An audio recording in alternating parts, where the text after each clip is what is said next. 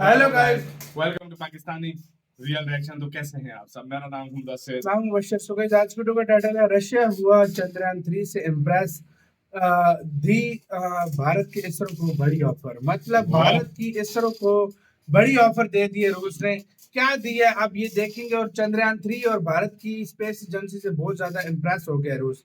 क्या हुआ है वो, और इम्प्रेस होना बनता भी है। आज पूरी दुनिया बन रही है, इम्प्रेस हो रही है भारत के इसरो से। तो काउंट करते हैं, साइड नॉलेज का वीडियो है तो स्टार्ट। दोस्तों, आज हमारे देश की शान चंद्रयान और इसरो हर तरफ सुर्खियां बटोर रहे हैं। आपको बता दें, हमारा इसरो आज ग्लोबली अपने successful satellite launches, interplanetary missions, Chandrayaan 1 और मार्स ऑर्बिटर मिशन यानी कि मंगलयान जैसे मिशन और अपनी कॉस्ट इफेक्टिवनेस की वजह से जाना जा रहा है। यही वजह है कि रूस अब इन सब से इम्प्रेस होकर भारत को एक बड़ा ऑफर दे रहा है। व्लादिवोस्तोक की सैटेलाइट सिटी के बाद एक बार फिर से रूस ने चीन को छोड़ भारत की ओर एक नए ऑफर के साथ कदम बढ़ा लिया है। जहां एक तरफ रूस अपने देश में भारत की ज्यादा से ज्यादा प्रेजेंस को बढ़ाना चाहता है, तो वहीं अब रूस भारत के साथ मिलकर अंतरिक्ष में भी राज करना चाहता है। लेकिन ऐसा कौन सा ऑफर है जो रूस भारत को दे रहा है जिसके चलते चीन, अमेरिका समेत पूरा वेस्टर्न नेशन परेशान उठा है? इस सवाल का जवाब हम आपको आगे इस वीडियो में देने वाले हैं। लेकिन उससे पहले अगर आप हमारे चैनल पर पहली बार आए हैं तो नीचे दिए गए सब्सक्राइब बटन को प्रेस करके बेल आइकन जरूर दबा लें, जिससे हमारी लेटेस्ट वीडियो की जानकारी आप तक टाइम टू टाइम पहुंचती रहे। तो चलिए अब बिना वक्त गवाए स्टार्ट करते हैं इस वीडियो को। दरअसल दोस्तों, इसरो अपने देश के लिए तो काबिले तारीफ काम कर ही रहा है, लेकिन साथ ही साथ दुनिया भर के बाकी देश भी अपनी सैटेलाइट लॉन्च के लिए इस वक्त भारत की ओर रुख कर रहे हैं। और इन्हीं सब के चलते रूस को भारत की अंतर्राष्ट्रीय ताकत पर यकीन हो गया है, जिस वजह से रूस भारत के साथ मिलकर अंतरिक्ष में कब्जा जमाना चाहता है।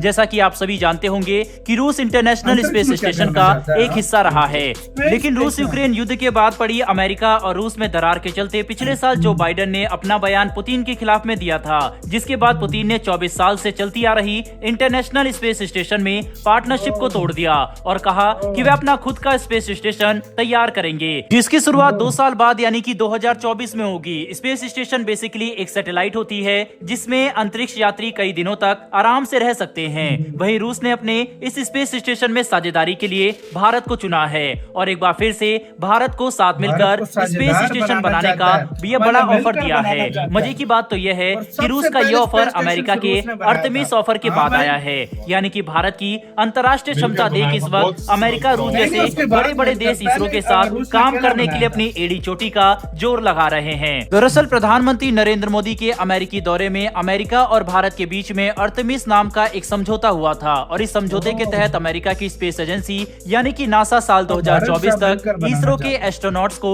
इंटरनेशनल स्पेस स्टेशन में ले जाएगी, जिससे रूस खुद तो बाहर होना ही चाहता है और साथ ही साथ भारत के साथ मिलकर अपना अलग से स्पेस स्टेशन भी तैयार करना चाहता है। रूस द्वारा यह मुद्दा पहले ब्रिक्स की मीटिंग में उठाया गया था, लेकिन ब्रिक्स के देशों में से साउथ अफ्रीका और ब्राजील के पास तो अपनी स्पेस एजेंसी भी नहीं है। तो ऐसे में ये दोनों देश रूस के स्पेस स्टेशन में उसकी क्या ही मदद करेंगे। बचे भारत और चीन में से रूस ने भारत पर अपनी खोज खत्म करी है, क्योंकि रूस चीन को भी इस लायक नहीं समझता कि वो रूस की अंतरिक्ष के मामले में कोई मदद कर सकता है। रूस को पूरा यकीन है कि जो मदद वे चाह रहे हैं वे करने में केवल भारत ही सक्षम है। दोस्तों, रूस का कहना है कि वो 2027 तक अपने स्पेस स्टेशन के पहले फेज को लॉन्च करेगा, जिसके बाद 2028 से 2030 के बीच में स्पेस स्टेशन को कक्षा में भेज दिया जाएगा। कुल मिलाकर देखा जाए तो आने वाला टाइम भारत के लिए काफी चैलेंजिंग होने वाला है, क्योंकि अंतरिक्ष में काम करने के लिए इसरो को अमेरिका की साझेदारी भी निभानी है और रूस की मदद भी करनी है। अब वहां से भारत की कूटनीतिक परीक्षा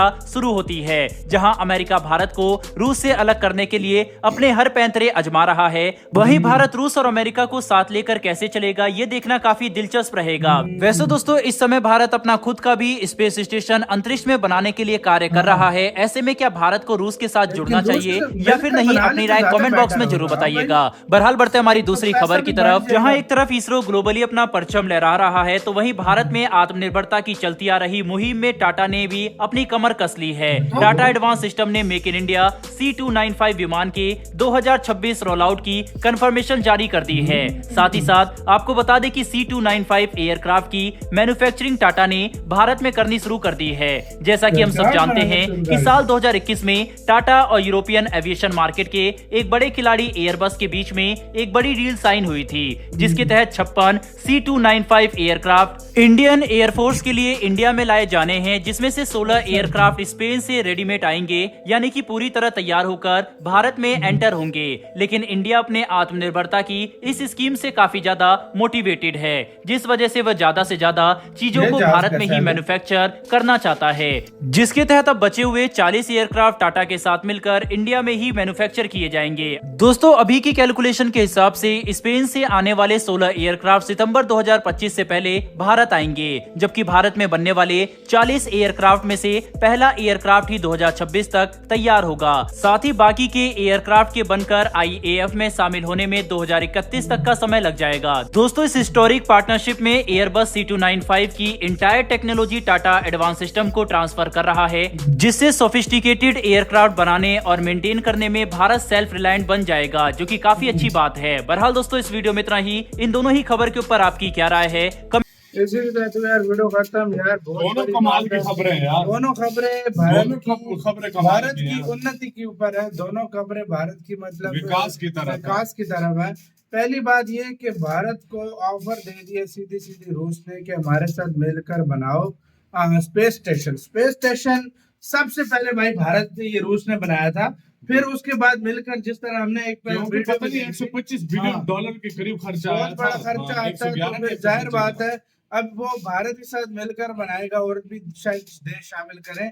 इसमें भारत का क्या होगा, खर्चा भी मतलब एक थोड़ा कम होगा और भारत के पास अपना एक स्पेस स्टेशन आ जाएगा, जो बहुत बड़ी बात है। अगर वो रशिया न भी बोलते ना, तो इसरो का ये था कि बना लेते वो स्पेस स्टेशन बनाएंगे।